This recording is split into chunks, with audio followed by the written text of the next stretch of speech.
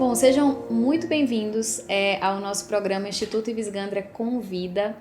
Esse programa que é a primeira edição, professor, do nosso programa, em que nós entrevistaremos grandes personalidades do mundo jurídico e do mundo acadêmico, mais especialmente do direito.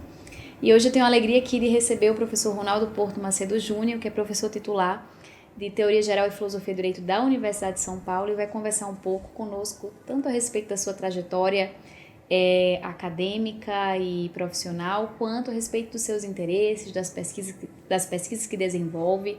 Eu sei que é uma interesse de muitos estudantes, sabe, professor, a terem referências acadêmicas em quem possam se inspirar em relação à história de vida, à história de construção do conhecimento. Às vezes a gente é jovem e a gente vê os professores, né, já com tanto arcabouço e numa posição de autoridade intelectual, e a gente não sabe como é que foi construído tudo isso, né? Então a finalidade dessa nossa conversa é muito informal e a gente até brincava que eu vou fazer aqui perguntas que eu gostaria de fazer desde sempre. É realmente inspirar mais jovens, mostrar o que há de melhor na academia brasileira e no pensamento jurídico brasileiro. Então, professor, seja muito, muito bem-vindo ao nosso programa aqui. Professor que foi meu orientador de doutorado, né? Opa, muita honra. Muito obrigado, Ana. Obrigado pelas suas palavras gentis. É um prazer estar aqui. Então, professor, a primeira pergunta é a respeito da sua trajetória acadêmica. Eu queria saber como é que é isso, né? Chegar a ser professor titular numa instituição como a Universidade de São Paulo. Como é que foi a construção dessa sua carreira, tanto acadêmica, mas dentro do direito também? Por que filosofia do direito? Por que teoria geral do direito? Às vezes as pessoas me perguntam isso, né? Até hoje, por que esse ramo? É uma boa pergunta. Então eu queria ouvir um pouco a esse respeito. Então, Ana, eu, como todo vestibulando, tinha minhas dúvidas, né? Eu sempre digo que boa parte das pessoas que eu conheço, que tem alguma inquietação maior, nunca tem certeza, especialmente na época do vestibular. Eu na época, prestei Direito e prestei Letras na PUC. Eu fiz um ano de Letras na PUC e fiz um ano de Direito. Ao final desse ano, eu tinha encontrado duas referências intelectuais importantes na USP, que eram o professor José Eduardo Faria e o professor Tércio Sampaio Ferraz, e que na época coordenavam um programa o qual agora eu tenho uma grande honra de ser o coordenador, recém-escolhido, que era o chamado PET-CAPS, né, o Programa Especial de Treinamento, como era chamado na época, e hoje chamado Programa Especial de Tutoria. E esse programa era um programa voltado a oferecer uma base mais sólida de filosofia e teoria do direito, sociologia do direito também, para formar quadros para pós-graduação, especialmente nessa área. Foi o primeiro PET de todas as áreas que houve. Na época coordenado primeiro pelo Tércio e posteriormente sucedido pelo professor Faria. Eu me interessei muito por aquilo, gostei muito das disciplinas dele. E daí no segundo ano da faculdade, na época isso era permitido, hoje não é mais, eu prestei um novo vestibular na USP para Ciências Sociais. Então eu segui no curso de Ciências Sociais e Direito na USP. Direito na USP eu devo confessar que eu não era um aluno muito assíduo, não. Não. Eu ia fazer prova. Não colava, não, porque eu não gostava, mas eu estudava. O que vai cair na prova? Sempre tinha algum bom amigo que me passava um caderno, essas coisas, ou livro, eu lia e fazia a prova. Foi assim que levou. Na verdade, o curso melhorou muito hoje em dia, mas na época era muito... eu diria, não era um curso muito exigente, o curso de Direito, não. Mas eu me interessei muito mais pelo curso de Ciências Sociais e pelo PET-CAPS, Sociologia e Teoria do Direito, que eu continuei até o final. Na época se exigia que se fizesse uma monografia ao final, podia ser com um professor de fora. O meu orientador foi o professor José Afonso da Silva. Fiz um trabalho sobre o uso de decreto-lei em matéria tributária. Chique, hein? Pois é. É um tema do qual até o professor Ives escreveu sobre isso. E eu fui tocando isso. Daí, paulatinamente, através de algumas disciplinas optativas das ciências sociais, aonde eu era assíduo, eu passei a frequentar muitos cursos de filosofia. E no final Então, vários professores foram muito marcantes para mim lá, o Carlos Alberto Ribeiro Moura, o José Arthur Janotti, o Luiz Henrique Lopes dos Santos, o Franklin de Matos, alguns professores realmente muito marcantes, o Oswaldo Porchat, muitíssimo. E no final do ano, do meu período de graduação na faculdade, como eu já tinha feito uma monografia que era sobre decreto-lei, eu estava mais interessado então sobre temas mais filosóficos, eu fiz uma proposta ao Tércio e ao Faria, que nessa época tiveram uma grande briga, que é famosa, que toda o anedotário da Faculdade de Direito conhece, né? E eu propus para eles que tivesse uma orientação com um professor de fora e propus que o professor José Arthur Janotti fosse meu orientador numa monografia. O Janotti, monografia que é o trabalho de conclusão de trabalho de curso, conclusão, porque na época não existia tese de laurea, não existia TCC, não era obrigatório isso. Isso veio a se tornar obrigatório muito tempo depois. Então era uma novidade imensa isso. E como eu disse, eu já tinha feito uma, né, com o Zé Afonso, e daí eu tinha que propor uma outra coisa. Eu propus isso com o professor Janotti. O professor Janotti, que eu brinco, que ele foi um fantástico desorientador, no bom e no mau sentido. Assim, ele... no mau sentido é porque nem sempre ele era capaz de entrar nos problemas, nas limitações do orientando. Mas no bom sentido porque ele tinha uma capacidade de lançar temas, de novas perspectivas, e uma exigência, enfim, ele era muito marcante, muito certamente foi das grandes marcas intelectuais que eu tive, foi com ele. E ele propôs o seguinte, falou, Ronaldo, eu vou dar um curso no segundo semestre aqui na pós da filosofia sobre Wittgenstein, sobre o Tractatus. Você não quer fazer? Vai lá. Eu arregalei o olho, mas como assim? Eu vou fazer um curso na pós, eu estava pensando em prestar um novo vestibular para fazer filosofia. Ele falou, não, você... Do jeito dele, ele falou, prestar outro vestibular? Eu me lembro até a frase, você é idiota, prestar um outro vestibular, 3 faculdades que você não tem mais o que fazer. Então fui fazer um curso lá sobre o Tractatus. Me lembro na época também, mas professor, então me passe alguma bibliografia para me preparar, porque era no segundo semestre. Ele me passou um livro do Bertrand Russell, Logic and Knowledge, e um livro do Frege, que eram os Collected Essays lá do... E você vai ler aquilo, você quebra a cara, né? Você lê dedicadamente, não entende, porque não é assim que se entra nesses assuntos. Em razão disso eu acabei, Ana, me envolvendo muito, especialmente nos cursos de lógica da filosofia. E especialmente um professor de lógica aposentado da USP, Luiz Henrique Lopes dos Santos, que é o tradutor do Tractatus, foi uma influência muito marcante. E daí então eu migrei de vez para a filosofia, curso do Gérard Lebrun, que era um professor francês fabuloso da época. E ao final do ano, o Janotti falou, Ronaldo, por que você não presta para o mestrado? Eu levei outro susto. Eu só estava pensando em fazer graduação. Para que você sabe, falou essas coisas todas. Mas daí eu fiz um projeto sobre Carl Schmitt. A primeira sugestão partiu dele, ele falou, lê esse livro aqui do Carl Schmitt. Eu nem sabia quem era, mas nunca tinha falado dele na Faculdade de Direito, mas foi o Janotti que me falou do Carl Schmitt. Daí eu fiz um projeto, ingressei na pós, e daí eu me afastei do direito. Me formei, entrei com a titulação em Direito, depois eu me formei em Ciências Sociais também, mas enfim, e comecei a fazer o mestrado. Aquilo foi muito marcante para mim, porque foi o ingresso, digamos, num mundo acadêmico muito diferente. Sim. Que era, em parte, o mundo acadêmico do Tércio, que também tinha sido uma referência, ele fez graduação em filosofia na USP, depois na Alemanha também, né? Então, eu diria que eu me realizei muito lá, porque lá eu encontrava o ambiente acadêmico de seriedade, de foco, de estudo sistemático, que eu não encontrei, exceto em excepcionalmente, na Faculdade de Direito. Nessa época eu posso dizer que isso ajudou a crescer ainda mais um certo preconceito que eu tinha com a Faculdade de Direito, de achar que era, sabe, faculdade fácil de passar, tocar e sem muito rigor.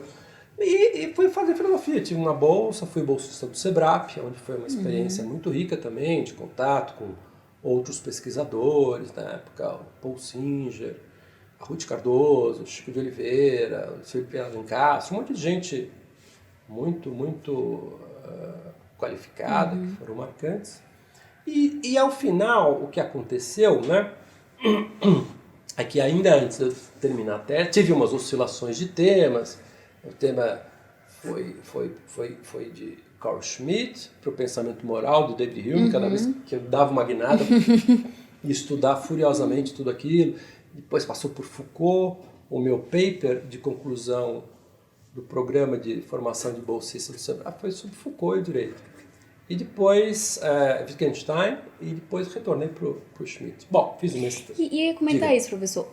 Mas a sua dissertação de mestrado, embora você tenha se afastado do direito, ela versa a respeito da teoria do direito do Carl Schmitt. Foi sim. Foi uma sugestão, como eu disse, quem me deu a sugestão foi o Janotti, uma vez. Pega esse livro aqui. Era bem jeitão dele. Era uma tradução espanhola da teoria da Constituição do Carl Schmitt. E ele estava interessado num problema lógico, da questão da identidade, da representação, enfim. E, de novo, ele às vezes colocava uma questão que estava muito além das minhas possibilidades na época.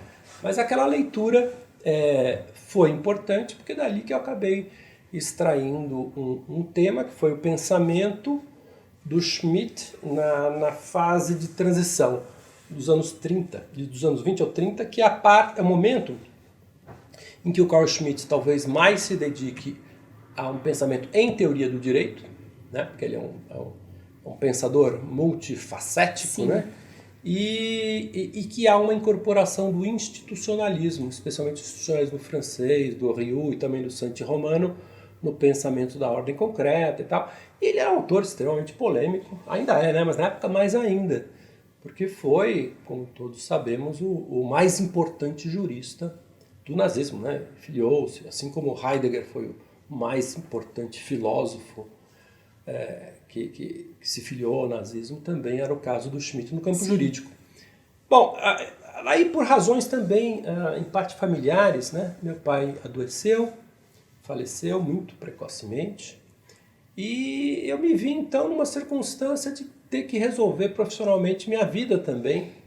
Nesse momento que eu suspendo, antes de finalizar a tese, suspendo o programa, peço uma prorrogação, estudo furiosamente e viro promotor de justiça. e sempre ávido para retornar para a vida acadêmica, ou seja, aquilo num primeiro momento, eu me diverti muito, gostei muito de ser promotor, eu acho que eu tive uma carreira recompensadora, trabalhei muito nas áreas que me interessam, muitos anos na área ambiental, muitos anos na área de direito do consumidor, tutela de interesses difusos, que é a área que eu realmente acho interessante. Mas teve esse lado pragmático também, de ter que dar um jeito na vida, assim, materialmente, né?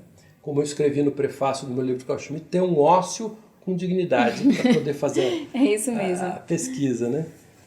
E assim foi, só abreviando a história um pouco mais, né? Depois disso, eu já como promotor, entrei no doutorado em Direito na USP, na Faculdade de Direito. Confesso que pensando já estrategicamente. Eu sabia que como promotor, seria muito difícil me autorizarem para fazer um afastamento, pesquisa, para, sei lá, estudar Aristóteles, né? Ou estudar Bertrand Russell. Tinha que ser uma coisa mais ligada ao direito. E eu então elaborei um projeto que era sobre teoria contratual. E fui, na época, um colega meu, que hoje é do STJ, né, o Herman Benjamin, era bem amigo dele, e ele me chamou para participar do Brasilcom, fui a alguns congressos do Brasilcom, comecei a escrever sobre direito do consumidor. Então, o meu trabalho de doutorado foi sobre teoria contratual, um trabalho eminentemente teórico, sobre os contratos relacionais e tal. E daí foi, na época também, isso é curioso do ponto de vista da tortuosidade e do lado contingente da vida de cada um, né? O meu plano A era ir para a Alemanha, como todo mundo na época, sabe? Sim. Esse era o plano A. E eu me lembro que a minha esposa, que é socióloga, professora da GV durante muitos anos, também estava fazendo o seu doutorado. Ela começou, entrou no Goethe e ela falou, olha, você me desculpa, mas eu não vou continuar estudando alemão, isso aqui é muito chato, se você quiser a gente vai para um país de língua inglesa, senão eu não vou... Esquece essa história de... Senão eu não vou, senão eu vou com você, mas... Eu disse, não faz sentido, você é acadêmica também. Daí nós resolvemos ir para um país de língua inglesa. A minha meta número 1 era Inglaterra, não era Estados Unidos. Porque era o charme de ir para a Europa, né? Sim, sim. Só que nesse ínterim, a orientadora da minha esposa, que era a Ruth Cardoso, pessoa fascinante, muito. Só apresentando, né, para nossos espectadores, era a esposa do Fernando Henrique Cardoso, isso, ex-presidente. Exato. Na época ela não era primeira-dama, né? Mas era uma importante antropóloga do Sebrae. Não era casada com... Não, ela era casada, porque ela não... O Fernando Henrique era se não era a primeira-dama, porque ele não era... Sim, porque ele não era presidente, sim. Ela conseguiu um contato muito bom no MIT. Em Boston. E daí eu corri atrás para conseguir. Bom, Boston tem Harvard, lá seria fantástico e tal. Daí eu corri atrás, o Faria me ajudou, mandou uma carta. No final a coisa não dava muito. Eu escrevi uma mensagem também pro Mangabeira Unger. E eles sim, será um prazer, venha para cá. Daí eu me tornei visiting scholar em Harvard. Fiquei 2 anos lá, consegui uma bolsa da Fulbright, ela também. E daí muito gozado, porque chego lá com uma bibliografia toda alemã, teoria dos sistemas, Teubner, Luhmann, e as pessoas não sabiam nem pronunciar esse nome lá, né? Quer dizer, a relevância, o impacto da teoria dos sistemas nos Estados Unidos é perto de zero. E daí que eu também fiz uma coisa que me pareceu bacana, e contei com a ajuda de alguns professores. O professor Trubeck, por exemplo, foi um cara muito positivo, de me apresentar para alguns debates, algumas questões, especialmente 2 teóricos do direito contratual, que era o Stuart Macaulay e o Ian McNeill, sobre quem minha tese aprofundou as teses, os argumentos, etc. Fiz o trabalho, o professor Mangabeira Unger foi meu supervisor lá. Depois voltei e daí, trabalhei em muitas escolas privadas, dei aula em Bauru durante um tempo, dei aula na São Judas, Tadeu. Foi uma experiência muito rica. Eu sempre digo que dar aulas em escolas privadas é uma super experiência, de todo nível, de todo tipo. É mesmo. Você ganha muita... É um desafio, né, de comunicação, de tornar-se claro, etc. E depois eu segui, daí minha vida como promotor também vai se estabilizando, fui para essas áreas de interesses difusos que sempre me interessaram mais. E em 2002, 2 coisas aconteceram. Uma delas foi passar um concurso da USP, que era o primeiro concurso que eu podia prestar desde 20 anos da minha formatura. Porque praticamente os concursos que abriam, ficou anos e anos sem concurso nenhum. E depois, quando eu abri apenas para dedicação exclusiva, eu já era promotor. Sim. E também, mais ou menos nessa mesma época, o professor Ari Osvaldo Matos Filho, que criava a faculdade da Fundação Getúlio Vargas, também me chamou para participar do projeto, e montar, e eu participei ativamente disso. E lá fiquei também até julho agora, quando eu pedi a exoneração. Não está mais lá Não, agora eu sou dedicação exclusiva na USP. Que maravilha! Depois teve isso, depois eu fiz a livre docência. Maravilha para os estudantes da USP, né? Para os da GV não, mas da USP. Então, mas é isso, depois eu cada vez mais, Ana, fui me voltando para o campo de teoria do direito e filosofia, que era o meu campo mesmo, privilegiado, de interesse privilegiado. Escrevi uma livre docência sobre o pensamento do Dworkin, que era uma coisa que eu já vinha estudando, essa tradição anglo-saxã. Enfim. E depois, em 2013, eu me tornei professor titular na vaga em razão da aposentadoria do professor Celso Laffer. Professor, o senhor comentou, mencionou muito brevemente o seu pai, né? O seu pai também era jurista?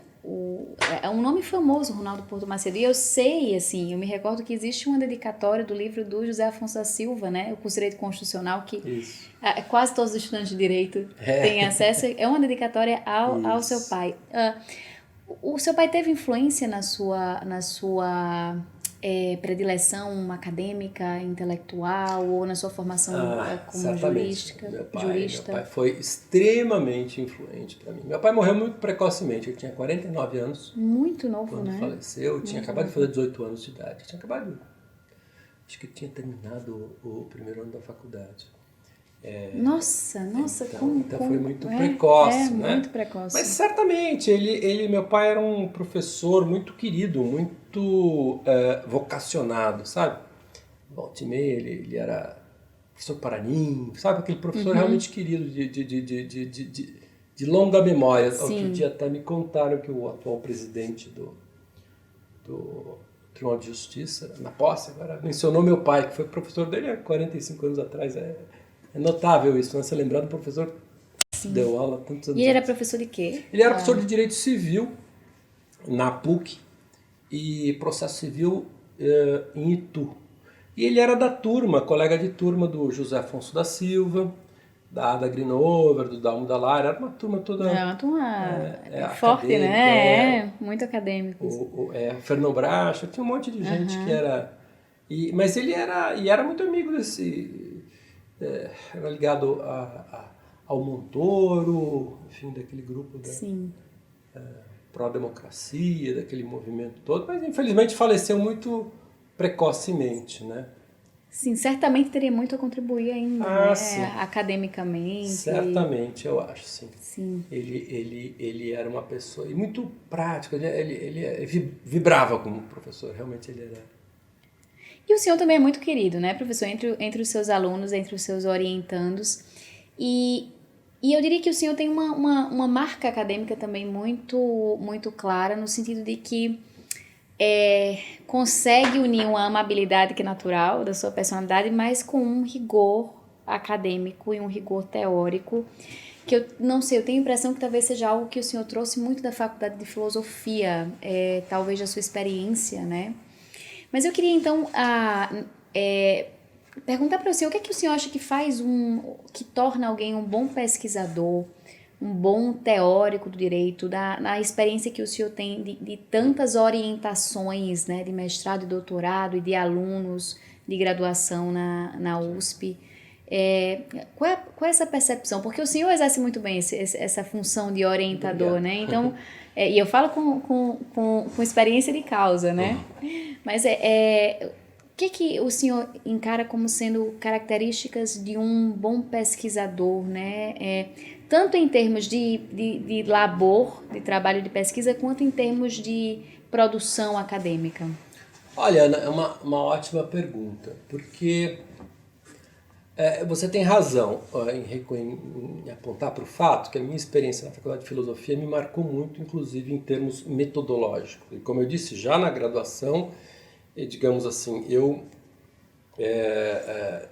fiquei muito mais positivamente impactado pelo tipo de rigor, seriedade que eu encontrava na Faculdade de Filosofia do que aquele que eu encontrava na Faculdade de Direito, que era muito, digamos, de um lado muito solto, né? Muito descomprometido, tinha uma certa festividade, isso era até positivo, né? Mas, assim, positivo do ponto de vista da sociabilidade. Mas, academicamente, para mim, era muito frustrante isso. Acho que eu sempre fui muito Caxias, né?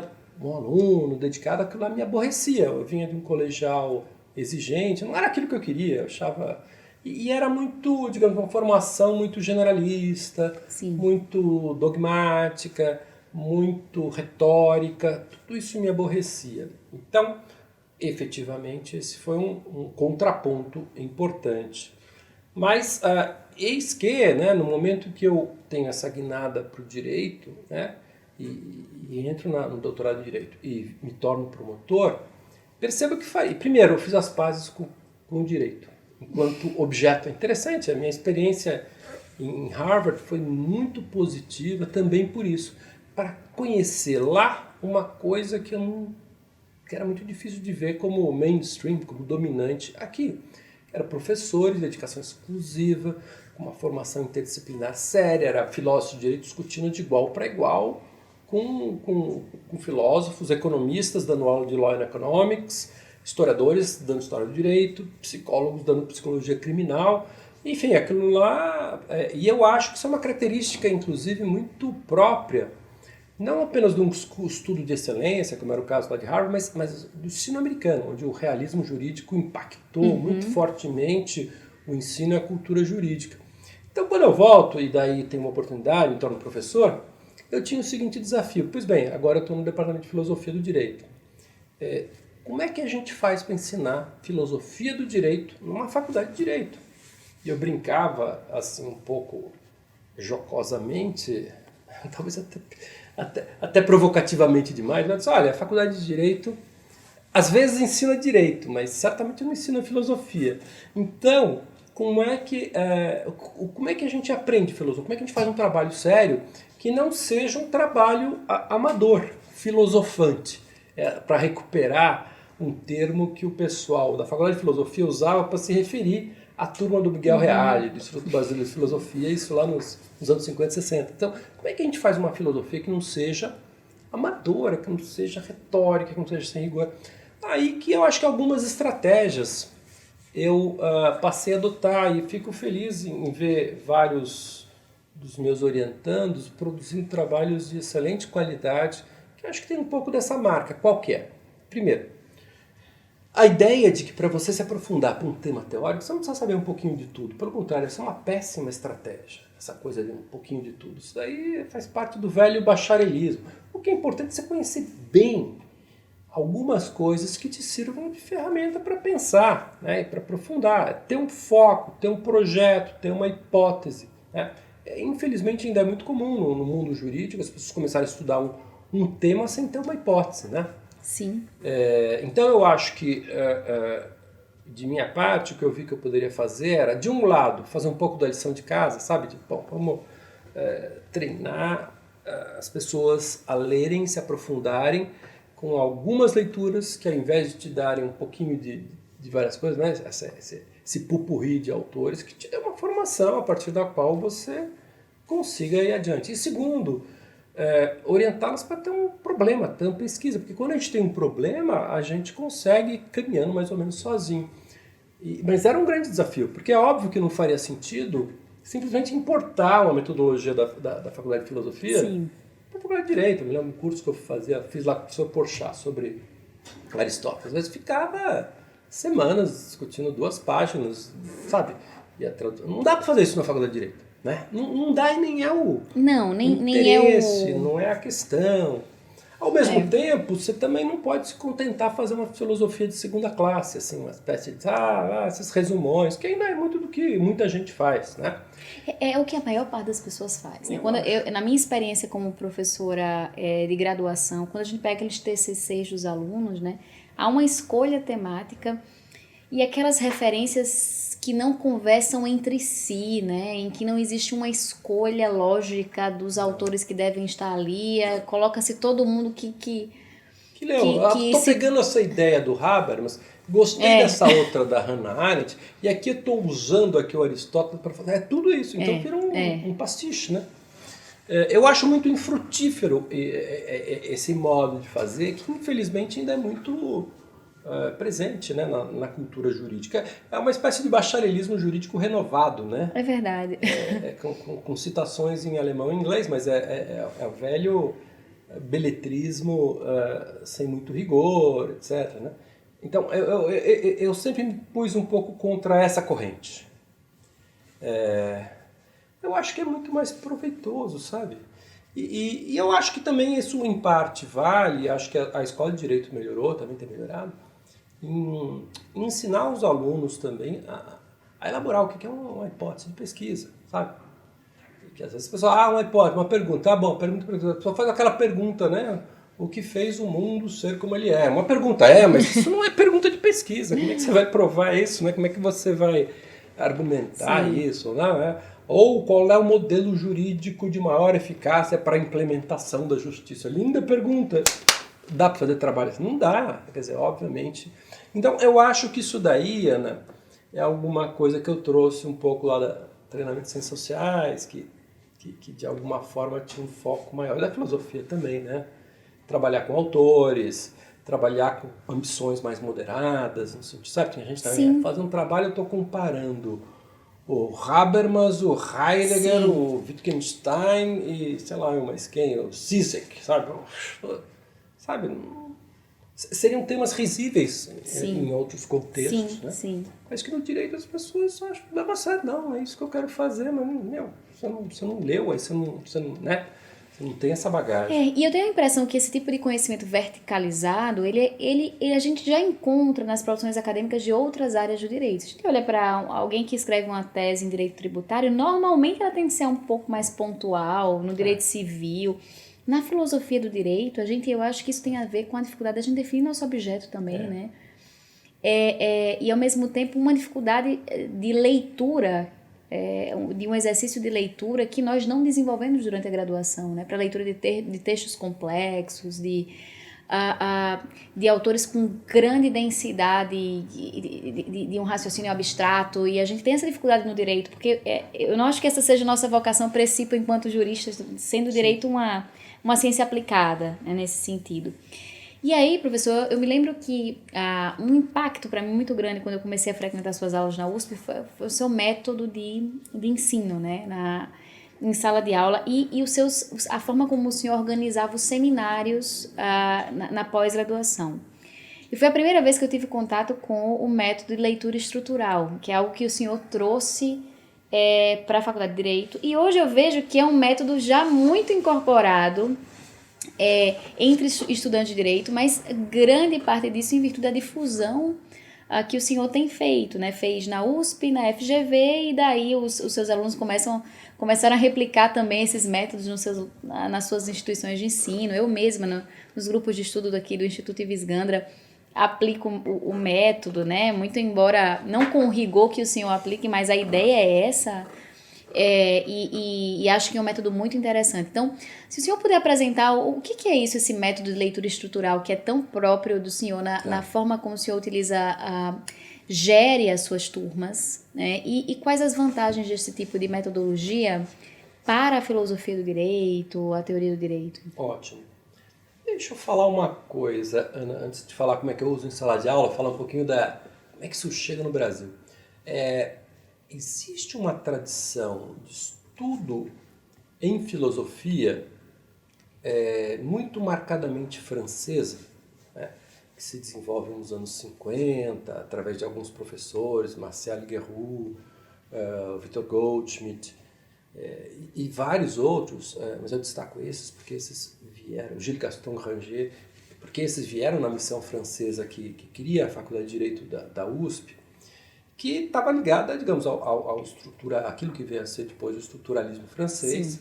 E a ideia básica desses autores, que desenvolve, portanto, um método de leitura filosófica e de historiografia, era basicamente de ler um autor segundo a mente do autor. Ler um autor e ler um texto filosófico segundo a ordem das razões filosóficas, ou seja, como é que o texto estava se organizado na sua estruturação. É o tempo lógico, né? É o tempo lógico, como fala o Goldschmidt, exato.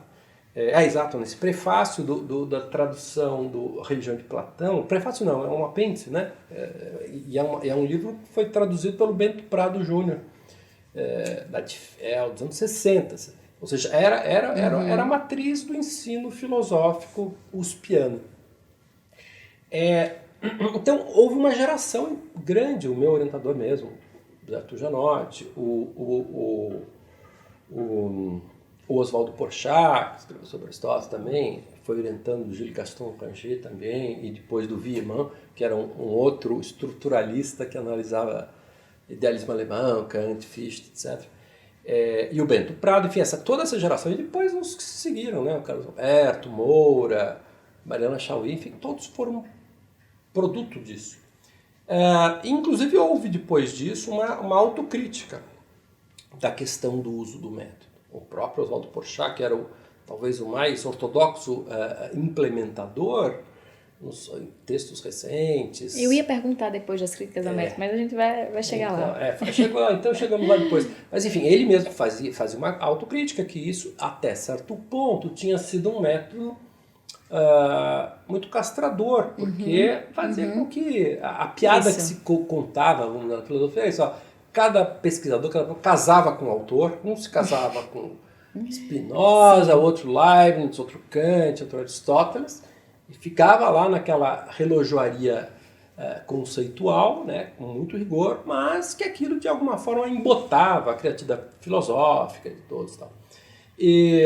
Então houve uma certa autocrítica, e é interessante notar que enquanto isso é o que florescia na USP, Faculdade de Filosofia, o contraponto filosófico que se realizava no âmbito, pelo menos das ambições do Instituto Brasileiro de Filosofia, capitaneado lá pelo professor Miguel Reale, que reunia, de maneira geral, pensadores mais conservadores, mas não era a única marca. Tinha gente, o Newton da Costa, que é um lógico, talvez o lógico mais importante do Brasil, era do IBF, por exemplo.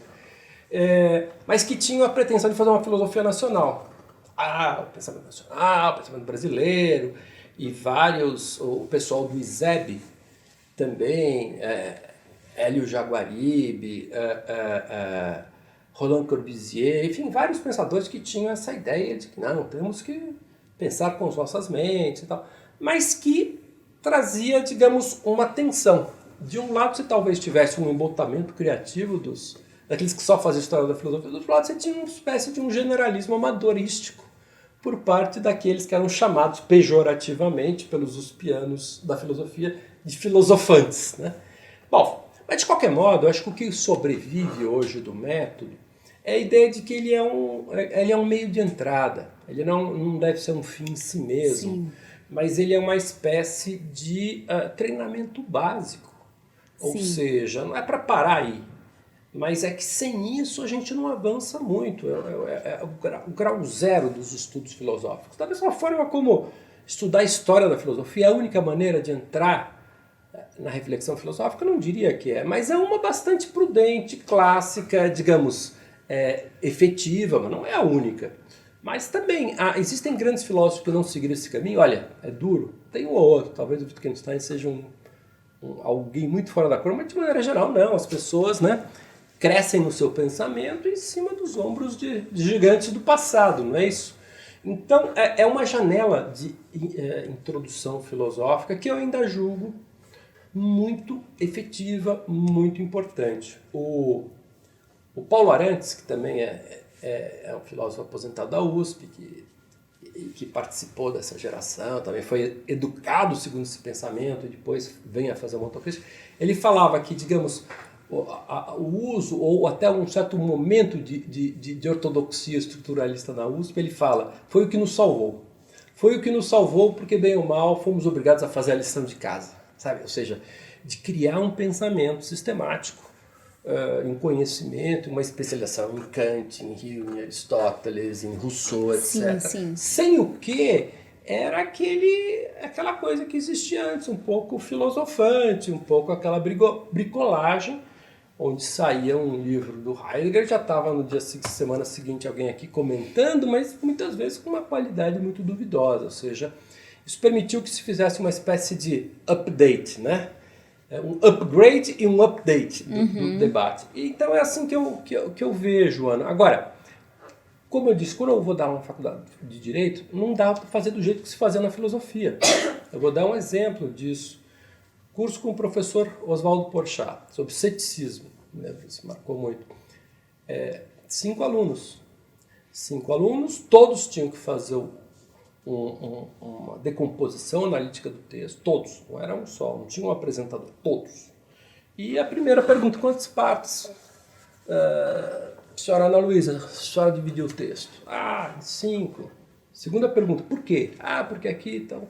Aí, o João, porque era isso, e gastava-se muitas vezes, sei lá, 2 horas, às vezes a aula inteira, só discutindo por que cada um estruturou ou recompôs a estrutura do texto daquela forma. Bom, era óbvio que, digamos, esse tipo de tempo, de disposição, de interesse, era um pouco incompatível com a faculdade de Direito. E também acho que havia excesso na faculdade de Filosofia, viu? Às vezes eu me lembro do curso de Kant, que um professor lá, não vou dar o nome, mas sempre oferecia, a gente nunca passava da analítica continental, sabe? Bom, é importante você ler o todo para depois, né? Então eu achava que tinha que se dar uma outra velocidade e outra realidade típica do direito, do interesse, do treinamento, da inexistência de outras disciplinas filosóficas, mas outra característica, o aluno de direito, agora melhorou um pouco, mas ele tinha 10 disciplinas, 9 disciplinas. E lá o aluno de filosofia tinha 3, né? Então, e também não dava para fazer do mesmo modo. Daí a ideia foi de, primeiro, pedir que apenas um produzisse esse documento, né, que ia ser distribuído entre os colegas, que eu chamo de handout, na falta de uma palavra melhor em português, um documento com a decomposição analítica do texto a ser distribuído entre os membros da classe. E também um outro truque importante, 12 minutos para apresentação, ou seja, eu tinha horror, tinha trauma, eu tinha uma experiência de difícil superação de seminários que eu tive na Faculdade de Direito, que o professor entregava para o aluno. Dando aula, falando, uma aula amadora, uma aula arrastada, cheia de enrolação, às vezes o aluno querendo mostrar uma erudição que também não tinha, e que gerava um paradoxo. Se eu lia o texto, aquilo não me agregava nada. Se eu não lia o texto, também não agregava nada, porque era impossível, né? E às vezes os professores usavam um discurso que me parecia completamente equivocado. Vamos dividir os temas de tal modo que cada um estudando um pedaço da matéria, todos saberemos tudo. Porque eu não acredito nisso, não dava para aprofundar nada. Então eu acho que e o que se percebia, e eu percebo, e acho que também a sua experiência, né? São coisas muito antigas, de alguma forma, método estrutural, de alguma forma, uma coisa dos tomistas, de ler e estruturar. E o aluno dança conforme a valsa. Se você pede uma coisa difícil para o aluno, mas depois é exigido e aquilo é recompensador, o aluno pode até, putz, que coisa exigente, mas ele faz e ele continua fazendo. Se você pede para ele ler 30 páginas e depois na aula não discute, não acontece nada, é indiferente, ele entra do mesmo jeito que saiu, ele para de ler. Então eu via muito isso dos alunos, professores reclamando, os alunos não leem, é um mantra meio equivocado.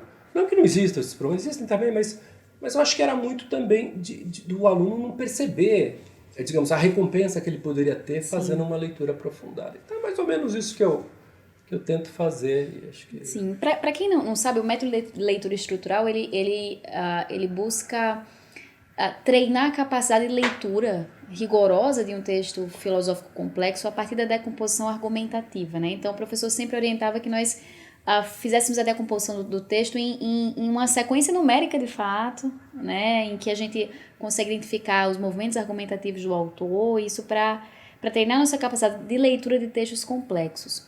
Mas a pergunta que eu faço, professor, agora é quando é que eu sei que eu já fiz leitura estrutural suficiente, né?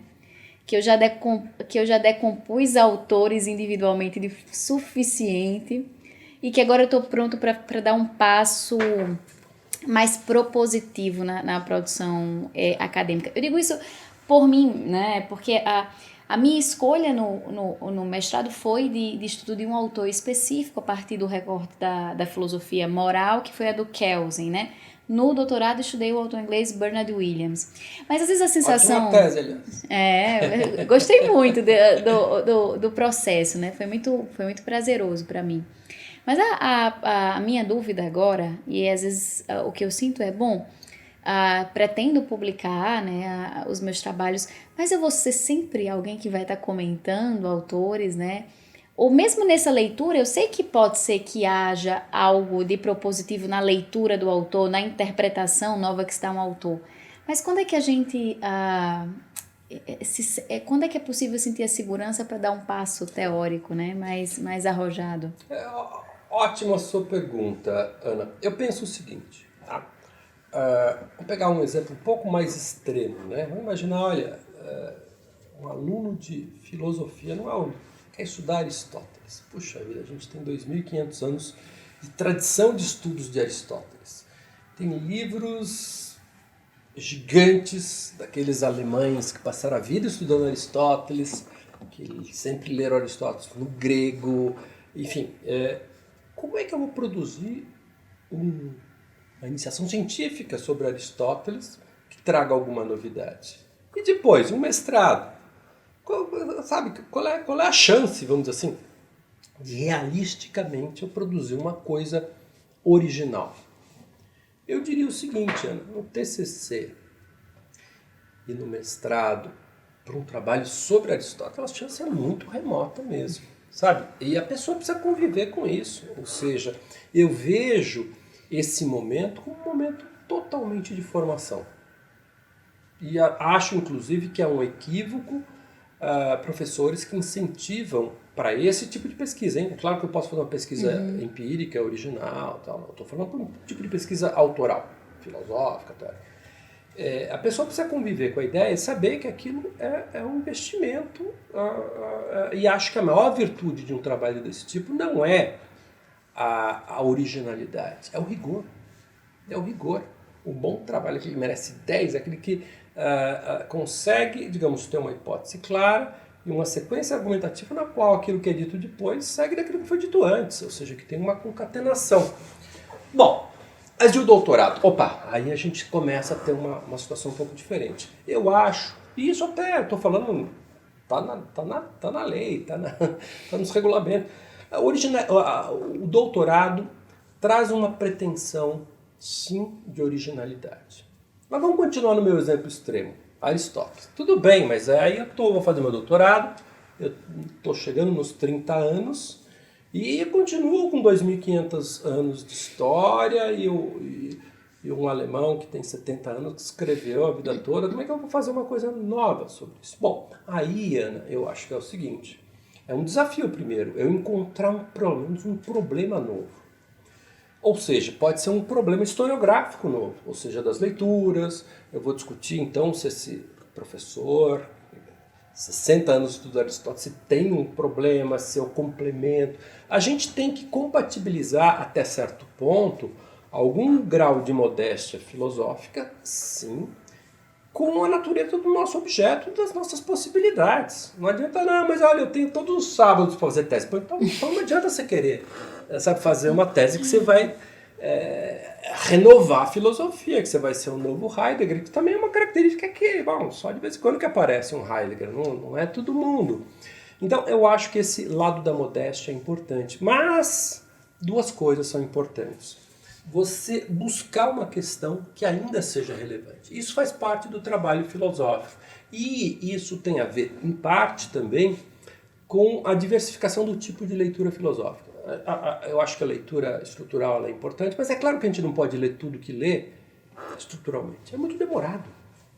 Então, até naquele pequeno texto que eu escrevi sobre leitura estrutural, eu comento que há vários tipos de leitura. Existe um outro tipo de leitura que é mais exploratória, sabe? Que você situa antes de se aprofundar, saber questões.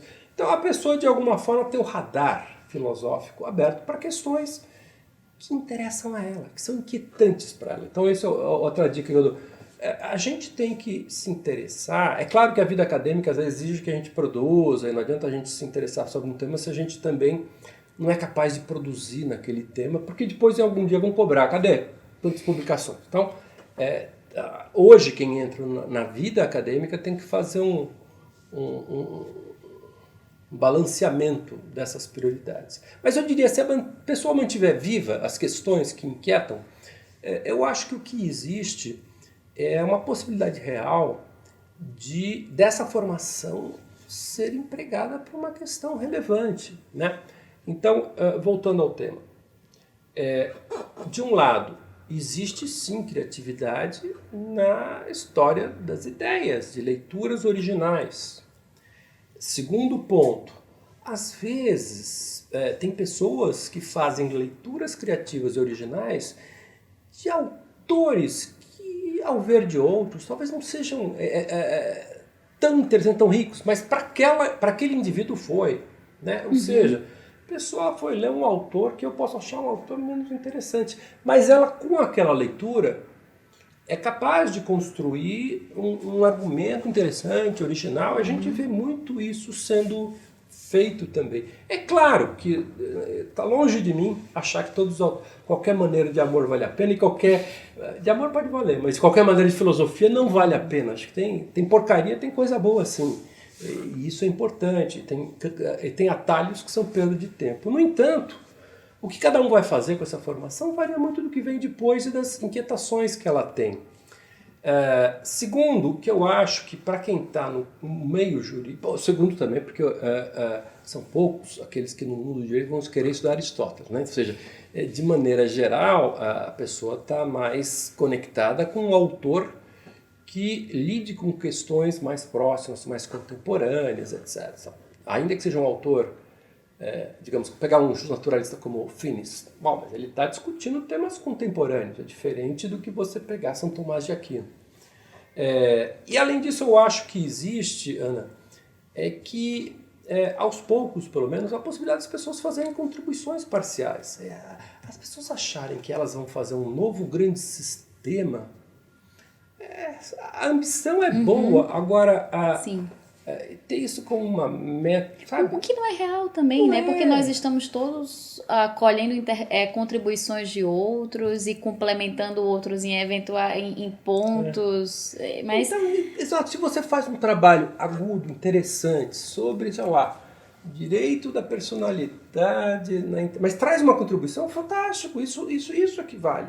Mas não é um livrão. Não é, mas se for uma contribuição efetiva, né? Isso é importante, né, para o estudante, ele não achar que ele precisa inventar a roda, né? Isso é uma coisa que a gente vê, e isso muitas vezes é o que acaba com os trabalhos acadêmicos.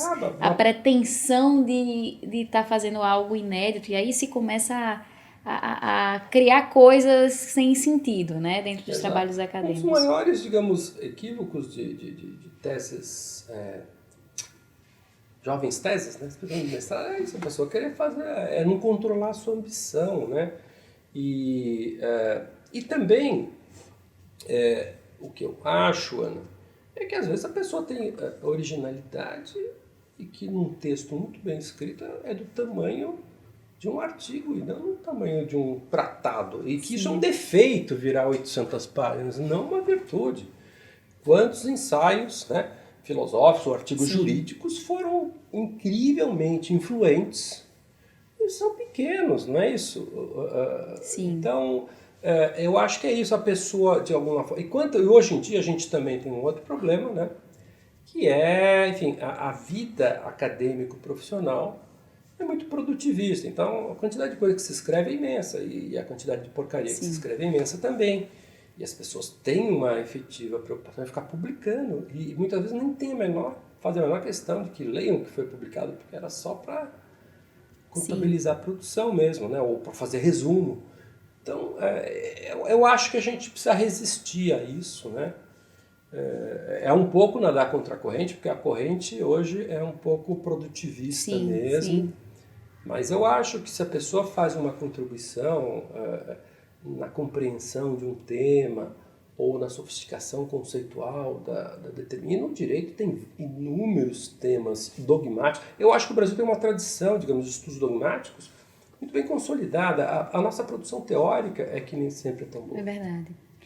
E partindo desse tema da contribuição, né, de que modo o senhor acha que um acadêmico pode contribuir com o debate público? É possível esse tipo de contribuição em relação aos assuntos quentes do momento, em orientar o debate social, dar a esse debate mais qualificação?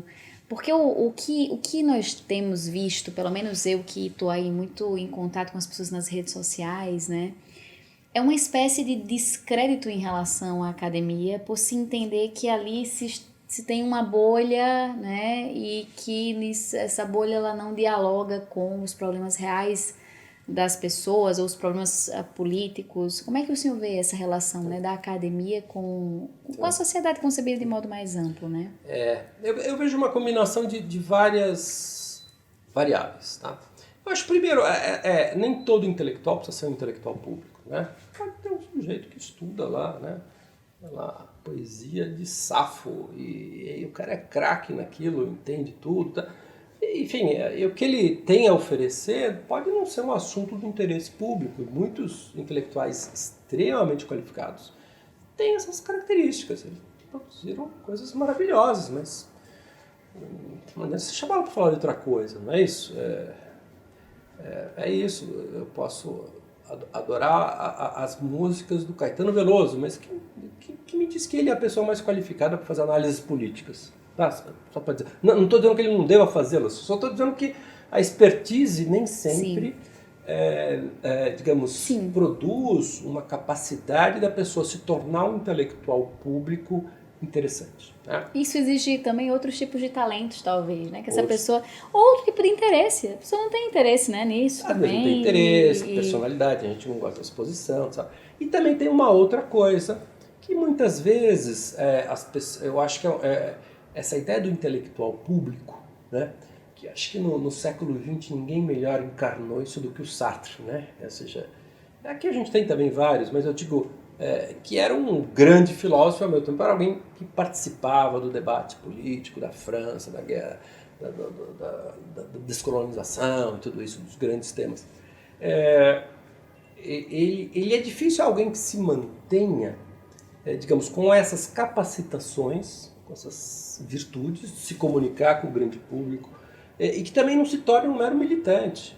Porque a gente vê, às vezes, também, isso é triste, eu acho, pessoas altamente qualificadas e sofisticadas como intelectuais, e que são, às vezes, militantes simplificadores, pasteurizados, ideológicos na acepção muito banal do termo. Agora, junto com isso, né, tem esse fenômeno das redes que você mencionou também, que estimula essa polarização, Sim. essa simplificação. Então eu vejo o desafio das pessoas serem intelectuais públicos e participarem com a sua, digamos, inteligência específica nesse debate como um desafio muito grande e contracorrente, né? Então, o Ronald Dworkin, que é um autor que me interessa muito, eu acho que ele foi notável por reunir essas duas qualidades que nem todos têm. Ele tinha, sabe? Escrevia muito bem, se comunicava muito bem, tinha uma capacidade de transformar um argumento sofisticado num artigo de jornal. Isso é notável. E tinha mais. E se dedicava, porque tomava muito tempo dele isso aí também. Aquilo lá não é que a pessoa nas horas vagas escrevia artigo, não. Não é? É muito. E é desgastante, né? Porque você precisa estar munido dos seus melhores argumentos. E aí, professor, eu queria realmente perguntar a respeito do working, né? O senhor tem dois livros, do Xadrez à Cortesia, e o mais novo, né? Teoria do Direito do Working, o Direito em Desacordo, né? E é um dos grandes responsáveis pelo estudo acadêmico, por uma compreensão séria do working no debate acadêmico. Eu digo que eu falo de uma compreensão séria porque o Dworkin é um autor que está em muitas bocas por aí e muito popular no meio jurídico, mas às vezes muito mal compreendido e muito mal lido. Então eu queria saber um pouco do senhor, como é que foi esse interesse primeiro na obra do Dworkin, por que o senhor acha que ele recebeu essa proeminência dentro da teoria do direito na contemporaneidade e no debate público, né? E queria também fazer uma pergunta que é uma pergunta que na verdade vem em tom de crítica por muitos círculos a respeito do Dworkin, de que a teoria do Dworkin ela teria sido uma das responsáveis da sua incorporação a um cenário que se chama de cenário de ativismo judicial hoje, né, no Brasil, e um certo protagonismo excessivo do poder judiciário, né, na tomada de decisão, inclusive com decisões com forte desacordo moral, mas também com conteúdo político. Então eu queria ouvir um pouco o senhor a respeito do Dworkin, né? Então vamos lá, meu interesse pelo Dworkin. Como eu disse, quando eu fui para os Estados Unidos, eu fui com uma bibliografia alemã na cabeça, né? E chegando lá, mudei, e acho que foi uma decisão muito inteligente. Não faz sentido, né, você ir para a França estudar alemão, né? Ou ir para a Espanha estudar italiano. Você tem que ir lá e aproveitar o que lá tem de melhor para te oferecer.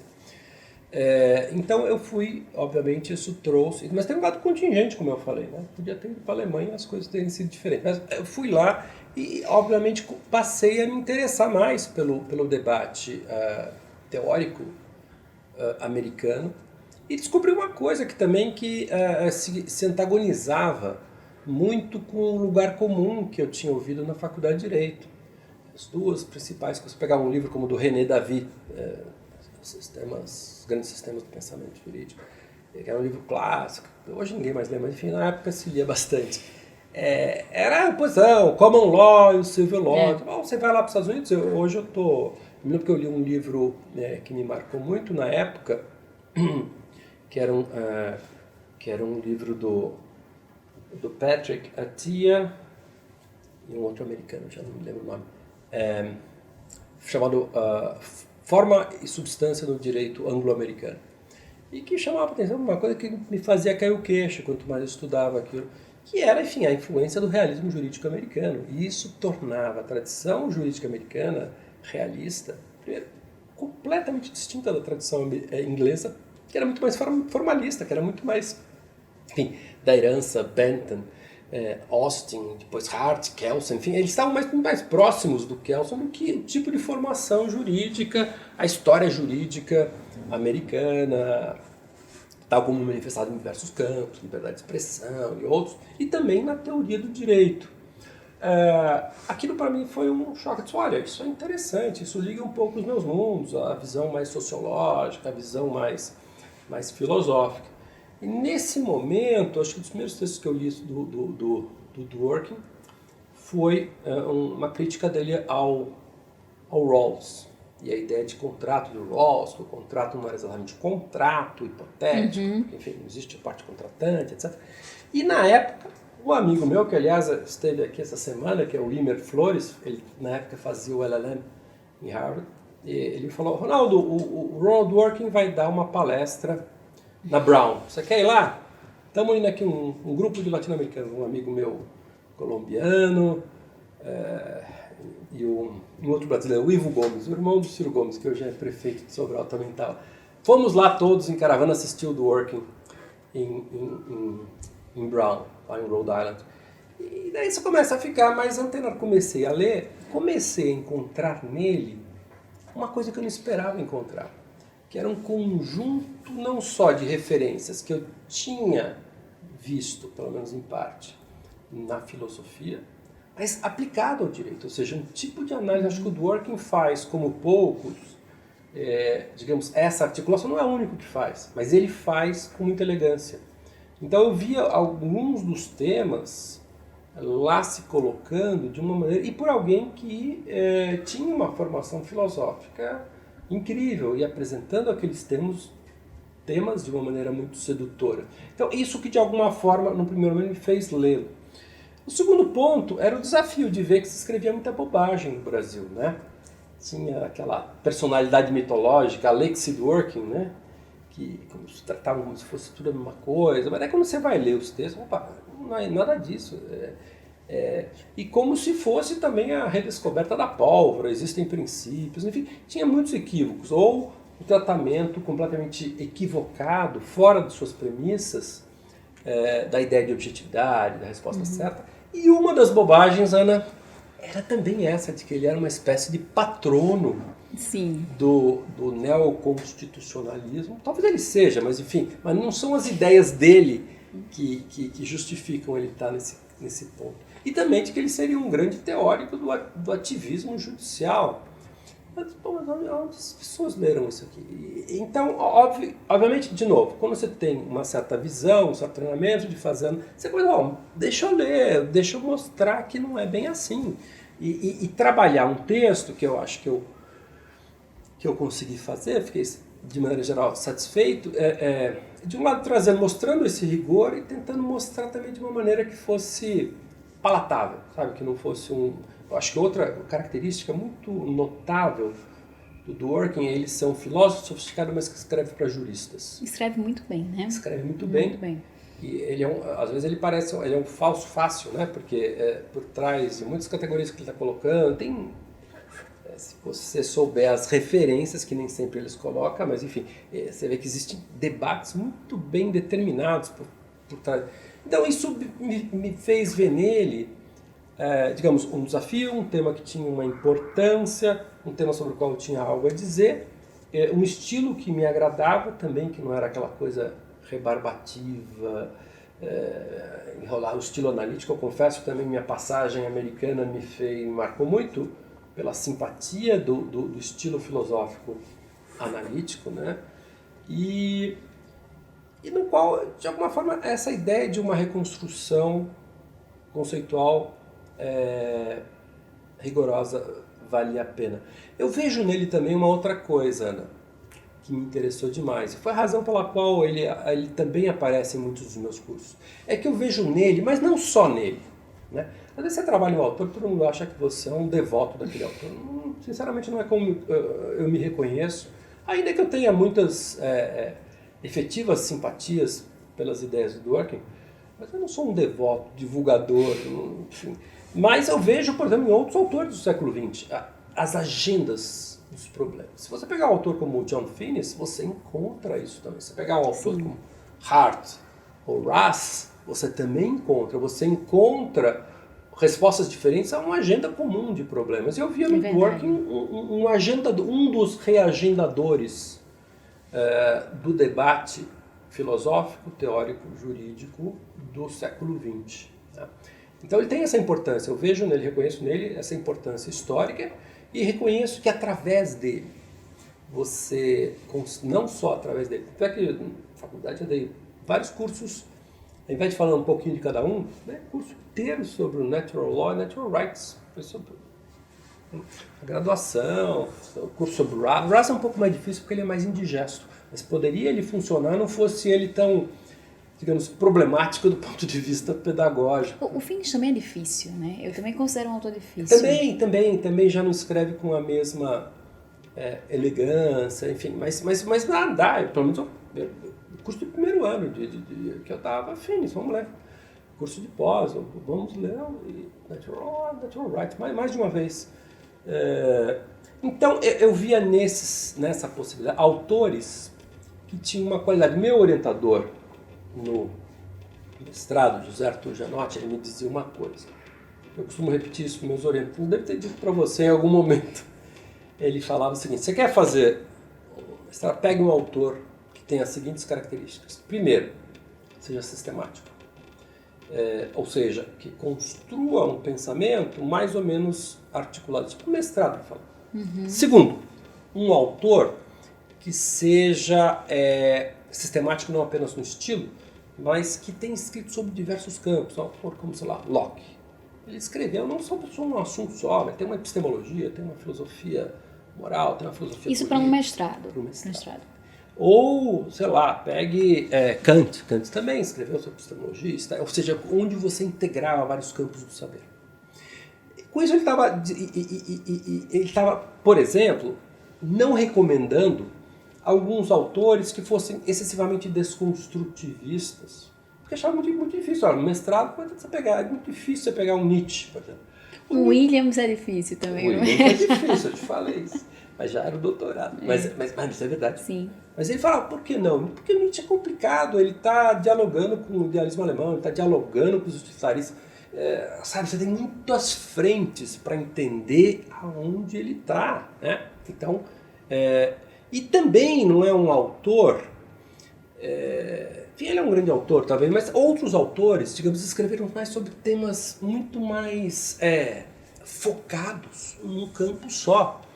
E a ideia era um autor que seja um grande autor por esse motivo. Eu encontrava num autor, um autor como o Dworkin, como o Finnis, como o Russ, a efetiva integração dessas agendas. Ou seja, você tem lá um acerto de contas com a epistemologia contemporânea, com a filosofia da linguagem contemporânea, com a filosofia política contemporânea. Você tem insights que poderiam te levar a uma reflexão sobre estética. Enfim, Bernard Williams é um autor assim também. Ele não é, digamos, tão sistemático no estilo, né? Mas ele é sistemático nesse sentido de que tem o pensamento dele está ancorado em vários temas, em várias premissas, ele tem essa riqueza, né? Então, eu acho que essa ideia de ter um autor sistemático também é uma boa porta de entrada, porque te mostra mais ou menos. Uma coisa é chegar lá o professor, olha, é importante a interdisciplinaridade. Tá bom. Quem fala contra a interdisciplinaridade? Só gente muito boba, né? Ou seja, ninguém é contra. Nunca encontrei falar eu sou contra. A questão é, mas qual é a relevância? Como é que as coisas... Por que eu preciso da interdisciplinaridade? Por que um tema se conecta com o outro? Daí já é um pouco mais difícil, né? Quando você cai no detalhe. E eu vejo nesses autores, via no Dworkin também, um autor-chave nesse sentido. Por quê? Porque ele estava no centro do debate. Sim. E através do trabalho dele se viam essas interconexões. Eu acabo de dar um curso sobre o Justice for Hedgehogs. É notável, né? Quer dizer, o leque de questões Sim. que estão lá postas não ao estilo coimbrão, né? De falar um pouco de tudo. Mas de mostrar as conexões. Olha, esse problema leva a esse problema leva a esse. Sabe? E é algo que é muito interessante para um pesquisador na área do direito incorporar essa metodologia, né? Pelo menos isso é uma coisa que eu percebo que moldou muito a minha forma de escrever e de pensar argumentativamente em relação a determinados temas, muito embora eu não seja, né, também nenhuma discípula do Dworkin, mas eu acho que a forma como ele constrói é muito didática em termos de método de escrita e de trabalho. Mas então, qual Hart também era assim, né? E Hart também. Você sabe, também. O Hart, o Conceito de Direito, é um livro que ele escreveu para ser uma espécie de manual. Ele não fica dando aulas sobre quem é Wittgenstein. Nasceu aqui. Não, ele está usando, olha, essa categoria aqui, olha, só falo. Sim. Tem um conceito desse tipo, conceito de pé da montanha, conceito de careca, né? Ou seja, ele está discutindo analítica. Da onde ele bebeu nessa fonte, mas não precisa. Sim. Um capítulo sobre o pensamento de Wittgenstein, não. Uhum. Ele usa o conceito. E que a resposta o senhor dá, então, professor, para esses que dizem, olha, tá aí, o ativismo judicial do Dworkin, tá aí, é o culpado pelo neo...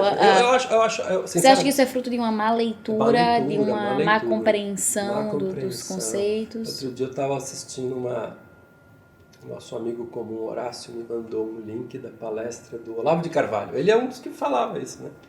É uma bobagem, é assim, uma coisa completamente estranha. Aliás, está estranho de falar aquilo tudo, porque dá a impressão que não leu, né?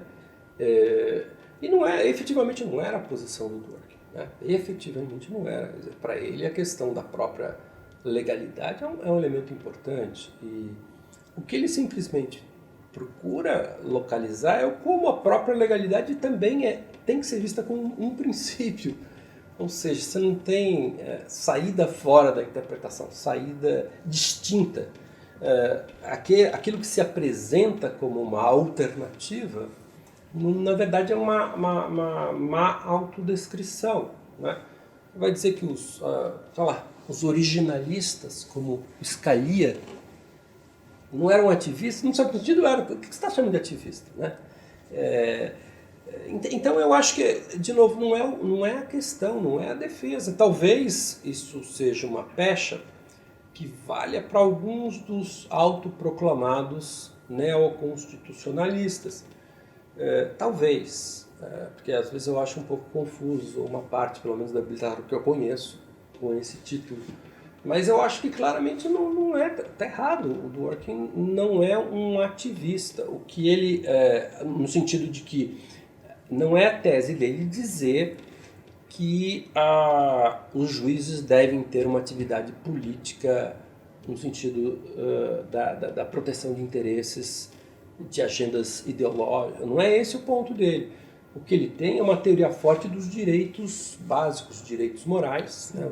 A famosa teoria de direitos como trunfos, que ele entende, sim, que, digamos, os tribunais têm como tarefa não exclusiva, mas uma das mais importantes, a tutela desses interesses. O tribunal, o fórum dos princípios, na medida em que é a proteção desses direitos básicos, que também é uma coisa interessante no caso do Dworkin, correspondem, grosso modo, valeria muitas qualificações aqui, mas correspondem, grosso modo, àquilo que a doutrina costuma chamar de direitos humanos de primeira geração apenas. Ele nunca falou que você deve ser ativista, por exemplo, naquilo que se costuma designar como direitos sociais, etc. Ele tem várias críticas. Então, eu acho que é má compreensão. Sim. O Dworkin é bem mais sofisticado. Isso não é uma agenda nem teórica dele. Agora, se a gente mudasse um pouquinho a sua pergunta, mas por que então, né? Não sendo, por que ele é tão associado a isso? Como é que eu explico, né, um equívoco tão recorrente, né? Bom, de um lado, eu acredito que isso está relacionado a uma leitura parcial e a tentativa de, ou seja, ler-se fragmentos, pedaços, especialmente aqueles que poderiam justificar uma narrativa desse tipo, e de outro lado, um papel que ele efetivamente atribui à importância de uma leitura principiológica da Constituição, que ele chama de leitura moral da Constituição.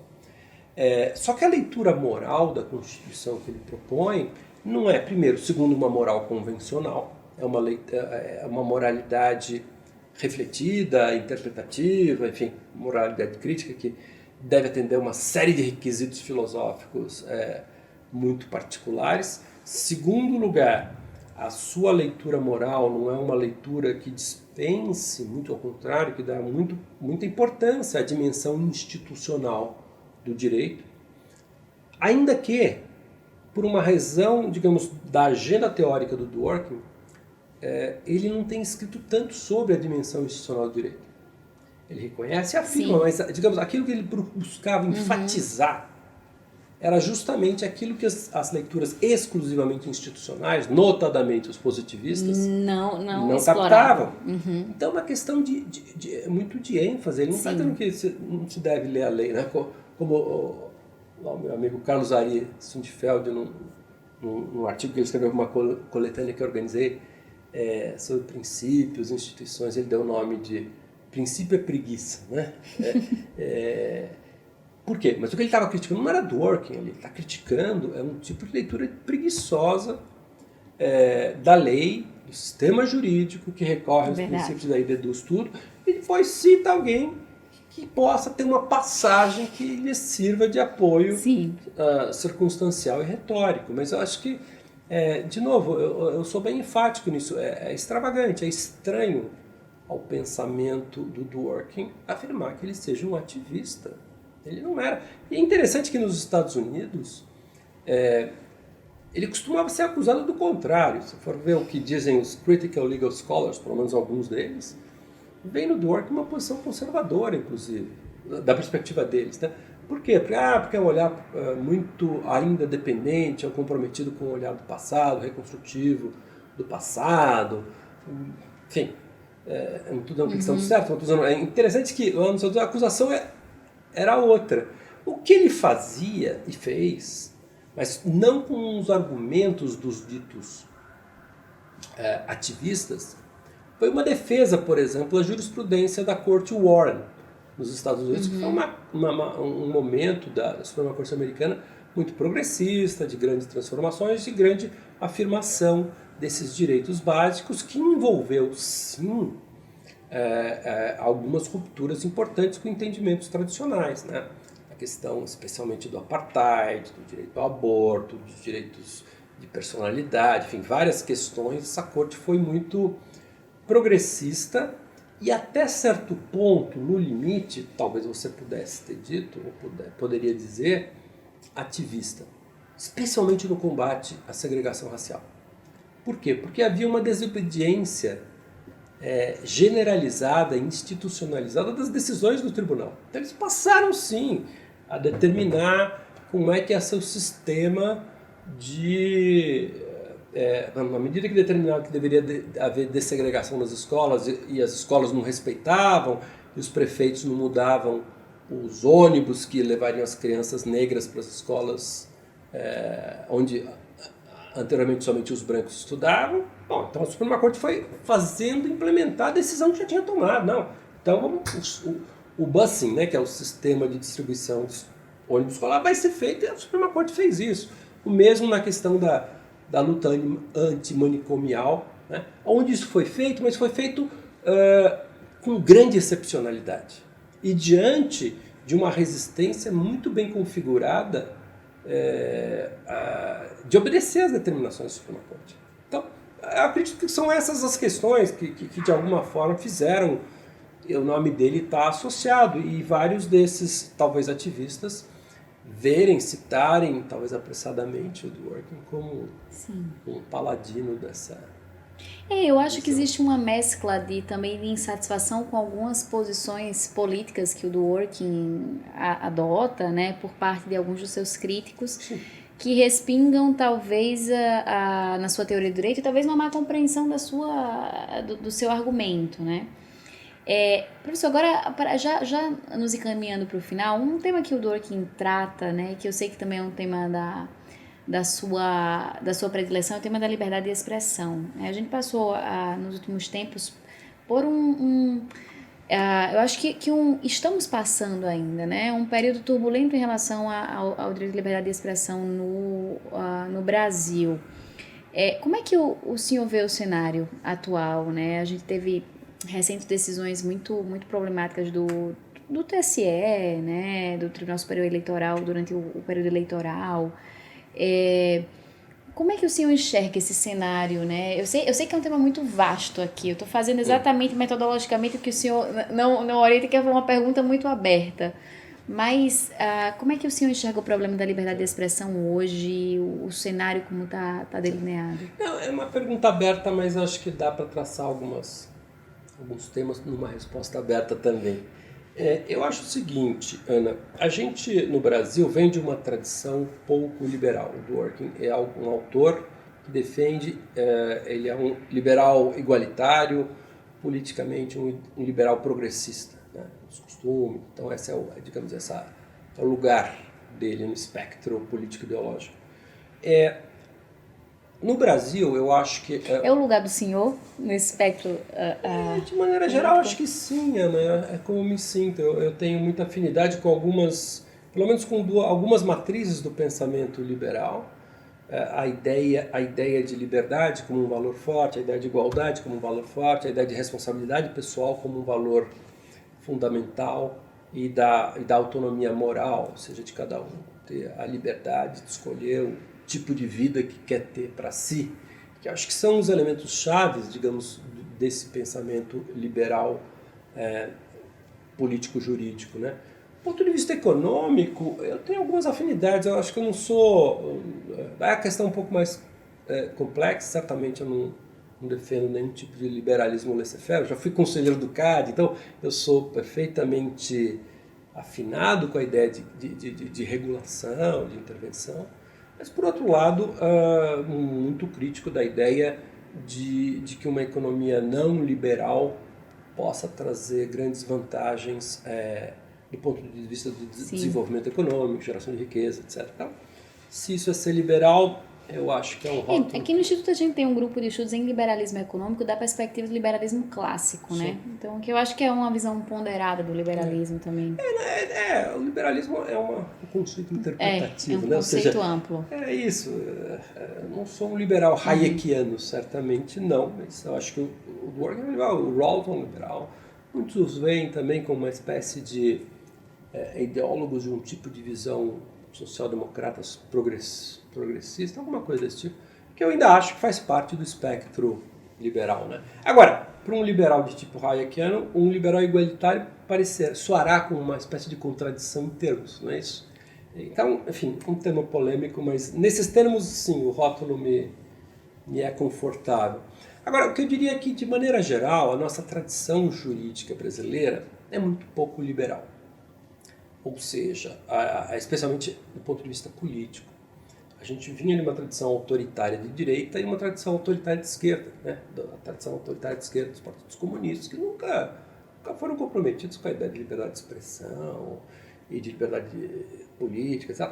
E uma direita também muito autoritária, que vinha desde os anos 30, Vargas, enfim, e depois do golpe de 64 também. A gente não pode esquecer, quer dizer, que os nossos liberais os liberais brasileiros de 64 para o golpe. Roberto Campos é um liberal? Sim, mas... Né? Ou os liberais econômicos que apoiaram Pinochet. Então, digamos, a história do nosso pensamento sobre o tema da liberdade de expressão sempre foi marcado por uma confluência não liberal de duas tradições ideológicas antagônicas, que às vezes se davam as mãos. Além disso, eu acho que o que acontece é que, se você pegar a Constituição de 46 e toda a jurisprudência sobre liberdade de expressão, tratava fundamentalmente do tema da liberdade de expressão política. Ou censura um pouco de costumes, né? Que casos que havia durante, sei lá, os anos 70, antes da Constituição, e que marcou a agenda da Constituição. Era o problema da censura das músicas do Chico Buarque, era o problema da censura das peças, ou por obscenidade ou por conteúdo político, não é isso? E a Solange como marco, digamos, da luta, né? A grande censora, né? Das programações, das manifestações. Então esse era o ponto. O que acontece é que depois de 88 isso foi cristalizado, mas surgiram vários outros temas que não estavam na agenda. Liberdade religiosa, discurso de ódio, redes sociais, não estavam na agenda. Então a nossa jurisprudência e a nossa reflexão teórica, eu acredito que estava muito desatualizada. E desatualizada especialmente do ponto de vista teórico. E por quê?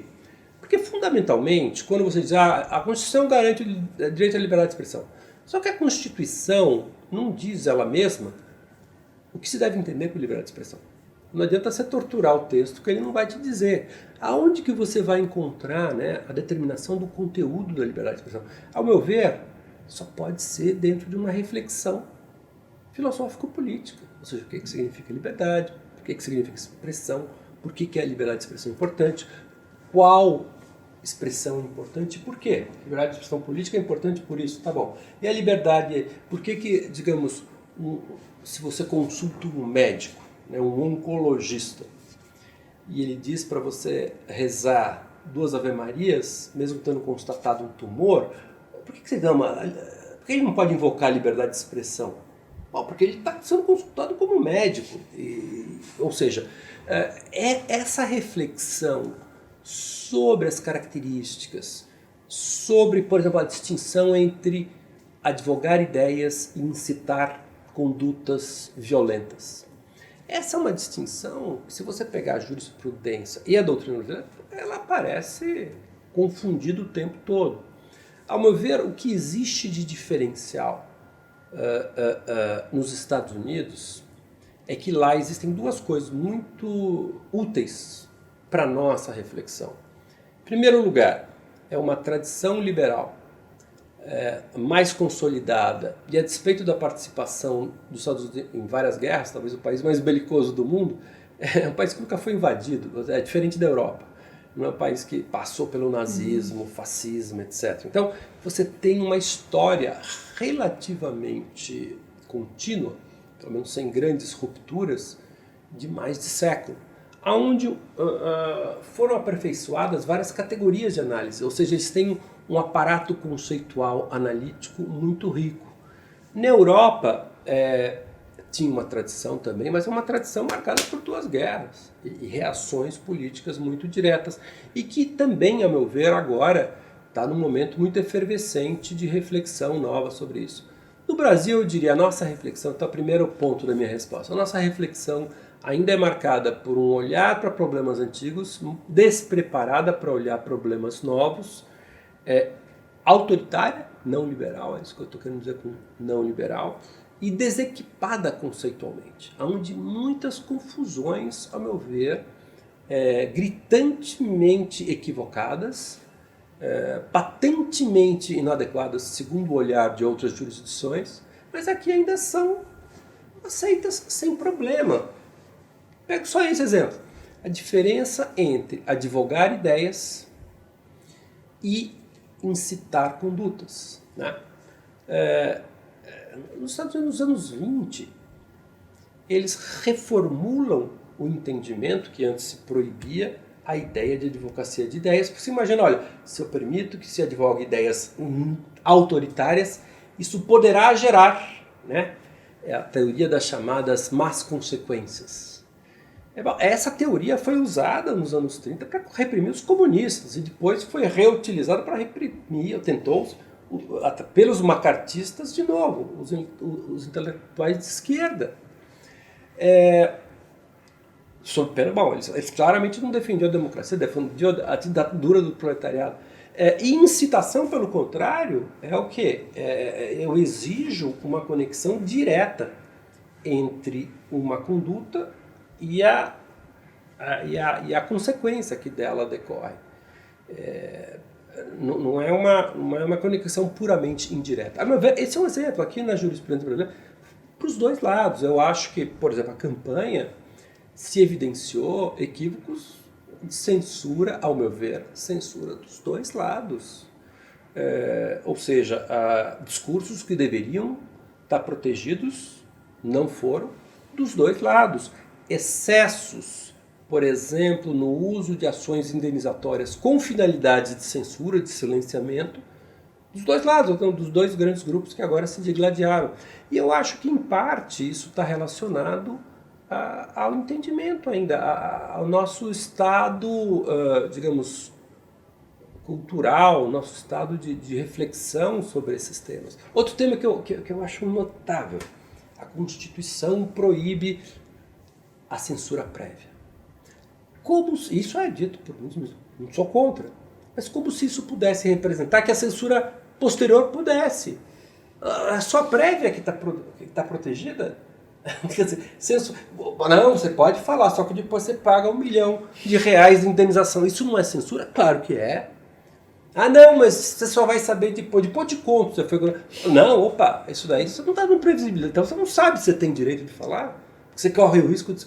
Então, são coisas relativamente banais aos olhos de outras jurisdições, mas aqui, incrivelmente, eu acho que esse ambiente político nosso não ajudou em nada, Ana. Quer saber? Acho que é um momento que foi muito difícil. Os argumentos, quando colocados no debate público, rapidamente eram transformados em argumentos partidários. Então, infelizmente, o momento prestou um grande desserviço, eu acho, a causa da sofisticação e da melhor proteção da liberdade de expressão. E algumas posições que, ao meu juízo, são equivocadas, são autoritárias, prevaleceram. Oxalá elas não fixem um precedente difícil de ser removido, mas eu acho que, inclusive porque, como eu disse, esse lado autoritário foi aplaudido pelos vários grupos políticos. Se era a favor do meu candidato, eu aplaudia. Será contra... Mas a estrutura, em muitos casos, dessa censura foi a mesma. Não estou entrando no mérito se um grupo foi mais ou menos prejudicado. Eu estou dizendo que houve ações desse tipo dos dois lados. Por exemplo, dou outro exemplo.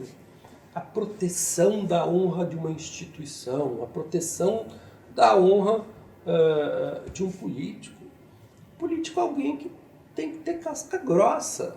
O ministro do Supremo também. Também é uma pessoa politicamente exposta, claro, né? Assim como o presidente. Eu acho. Recentemente a gente teve lá o nosso colega lá, lá da USP, né, o Conrado. Eu até escrevi sobre isso, né? Que atacou o ministro Supremo, atacou o Aras. Eu acho que ele pode. Assim como pode também atacar qualquer outro. Escreveu, sabe? Veja, o ministro Supremo está sujeito a críticas. Você não pode tratar as questões do crime contra a honra de autoridades públicas da maneira como você trata de um cidadão particular. Essa é outra confusão. Sabe? Daí as pessoas vão olhar o crime deles contra a honra, que nem sequer existem do jeito que existe, por exemplo, nos Estados Unidos. E vão, sabe, o dano, a Constituição garante que todo dano será indenizado. Não é verdade. Tem danos que não são indenizáveis. Né? Então existe uma mistura desses slogans, mas eu tenho uma visão muito liberal disso. E que discursos muito equivocados, que eu repudio, podem ser, sim, contra-atacados, devem ser contra-atacados. Acho que em alguns casos, até mesmo através do uso de recursos públicos, não vejo problema, né? Sei lá, uma campanha estatal contra a escravidão, contra a violência, sabe? Pode e deve. Acho que, agora, não acredito que todas as ideias preconceituosas não possam ser ditas. Elas infelizmente são vítimas e o preconceito está aí. É o que né? o ser humano é, né? E em alguma medida a É que o liberdade de remédio expressão não pode abarca ser isso, esse né? remédio sancionatório. Sim. Não. Outras estratégias, é mais discurso, muitas vezes, controle das, digamos, de diferenciais de poder quando isso for determinante. Enfim, é um assunto muito complexo para a gente entrar em todos os detalhes. Eu estou simplesmente aqui, basicamente, reforçando um argumento crítico à ideia de censura. Professor, então para finalizar, eu queria só pedir para o senhor indicar para nossos telespectadores 3 livros que o senhor considera que foram marcantes na sua formação. Eu sei que essa é uma pergunta dificílima, mas podem ser livros das mais diversas áreas, da filosofia, da literatura, enfim, de outras áreas que o senhor considera que foram marcantes e que acha que seriam boas indicações, boas leituras para um estudante de direito ou para um interessado em filosofia e de modo geral. Tá ótimo. Olha, então eu não vou respeitar totalmente o seu pedido, eu vou falar um pouquinho mais de 3, se me permite. Mas eu vou falar rápido. Em literatura, 2 livros que me marcaram demais foram A Paixão Segundo G.H., da Clarice Lispector, e O Grande Sertão. O Grande Sertão Veredas, eu acho. Ambos livros difíceis, mas incríveis. O que é de melhor na literatura mundial, a gente encontra esses dois. No campo, digamos, da filosofia, é um pouco mais difícil. Eu posso dizer o que me foi marcante e o que, de alguma forma, constituiu para mim um tipo de leitura extremamente útil e estruturante. Eu estava mencionando agora há pouco aqueles livros a partir dos quais a gente aprende a pensar, né? Sim. E eu acho que a gente aprende a pensar quando a gente entende bem o que está sendo dito e não quando a gente está incorporando uma retórica que às vezes a gente não sabe bem para onde vai. E um desses livros é A Investigação sobre o Entendimento Humano, do Hume, David Hume. Por quê? Porque você lê e entende. E ele tem um argumento poderoso e radical e estruturante. Né? Outra coisa é você ler, sei lá, o Hegel, e vai falar em dialética, e você não entra naquilo. Você não, sabe? Você não... Tá, aí você tem um pó mágico, que é uma tal de dialética que te ferra. Ou... E daí a razão comunicativa. Tudo bem, você aprende a falar um jargão, mas você não está exatamente dominando tudo que está lá. Então, eu gosto muito dessa ideia de você ler um autor cujos termos você está entendendo. O mesmo dia de Thomas Hobbes, sabe? Está lá uma lógica cristalina. Que não é para você concordar, é para você entender. Ou Bentham, eu acho, por exemplo, Bentham, né, os princípios são fundamentais para qualquer um que queira estudar filosofia. Por quê? Porque você entende aquele argumento e daí você sempre vai ter aquela referência, aquele outro, aquele sparring, contra o qual você sempre tem um acerto de contas. Eu acho que no campo do direito, um dos meus livros favoritos é O Conceito do Direito do Hart. Eu acho um livro notável. É muito bom. Elegante, simples, e é um daqueles livros, ainda que agora há pouco eu tenha dito que ele é um falso fácil, mas é um livro que, se você dedicar tempo a uma leitura pausada, ele traz os elementos que são necessários para você entender o argumento dele. Você pensa por mais, relê, está lá. Não é uma coisa que te remete a 1000 categorias estranhas ao próprio texto. Então eu ficaria por esse, senão minha lista vai ficar grande demais. Bom, muito obrigada, professor. Foi um prazer conversar com o senhor com tanta tranquilidade aqui sobre temas tão interessantes e fazendo perguntas que eu já disse aqui, eram perguntas que eu, como orientanda, sempre tive vontade de fazer e agora tenho o privilégio aqui, né? Então, agradeço muito o tempo, a disposição para conversar conosco e espero que o senhor contribua aí com o Instituto Ives Gandra em outras oportunidades. Será um imenso prazer, Ana. Obrigado pelo convite, obrigado mesmo. Sempre um prazer, sempre questões muito interessantes. Obrigado por estar aqui. Obrigada, pessoal. Até a próxima.